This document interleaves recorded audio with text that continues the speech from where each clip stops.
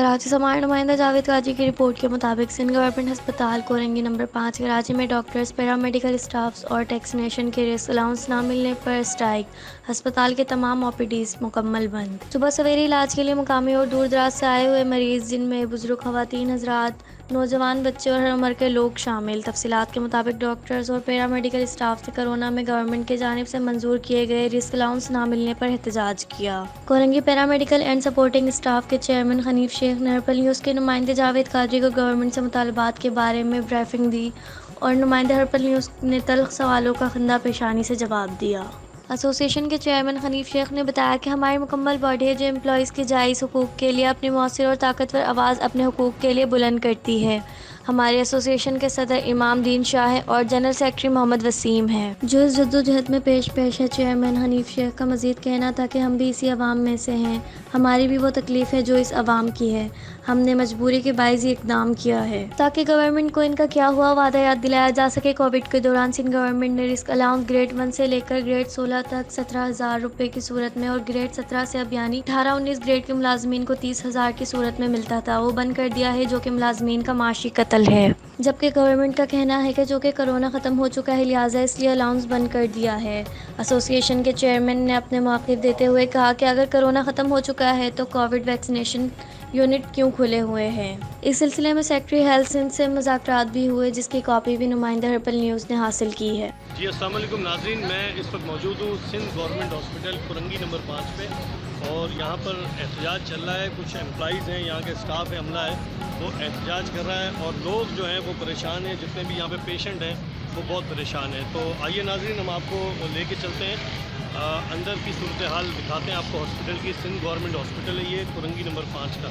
जी अस्सलाम वालेकुम भाई, कैसे हैं आप? ठीक है।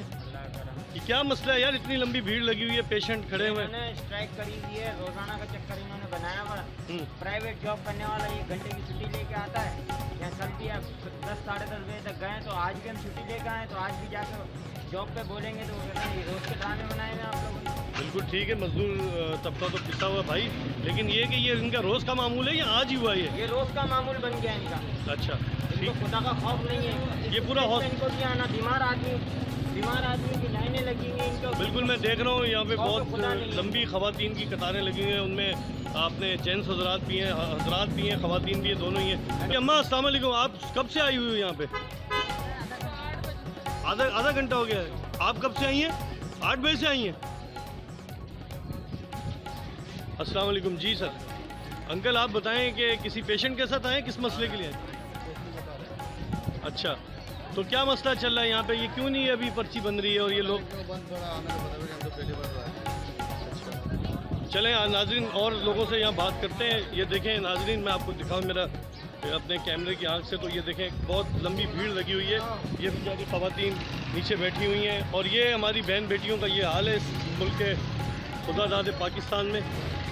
ये लोग बैठे हुए हैं बेचारे। एहतजाज चल रहा है डॉक्टर्स का और पैरामेडिकल स्टाफ का। आइए, कुछ यहाँ पे ये तकारीर भी चल रही है और प्रोटेस्ट चल रहा है, तो आइए यहाँ पे इनके अमले से बात करते हैं, स्टाफ से। पैरामेडिकल स्टाफ और डॉक्टर्स का यहाँ पे एहतजाज है।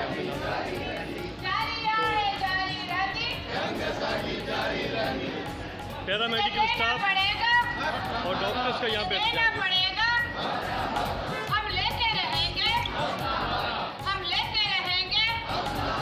तमाम डॉक्टर, ये पैरामेडिकल साथी मेरे अभी भी मुझे नजर आ रहे हैं कि बाहर पिंडाल के बाहर खड़े हुए हैं।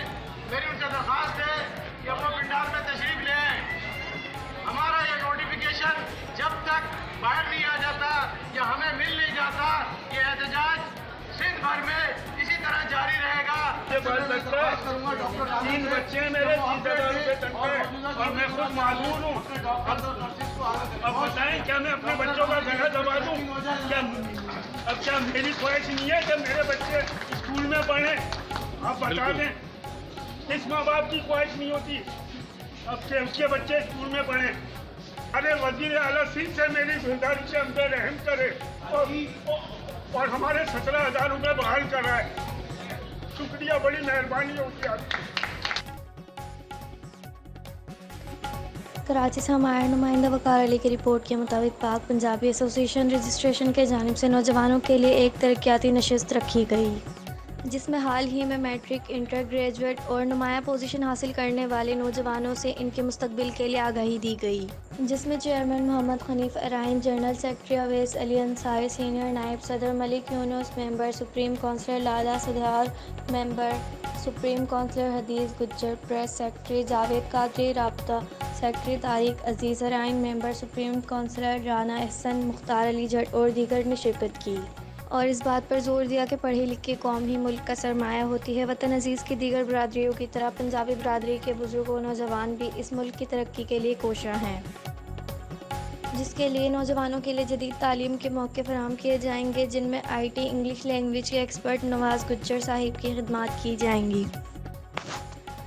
ताकि इन नौजवानों को रोज़गार का बेहतर मौके मिल सके, जिसमें मुल्क व कौम का नाम रोशन कर सकें।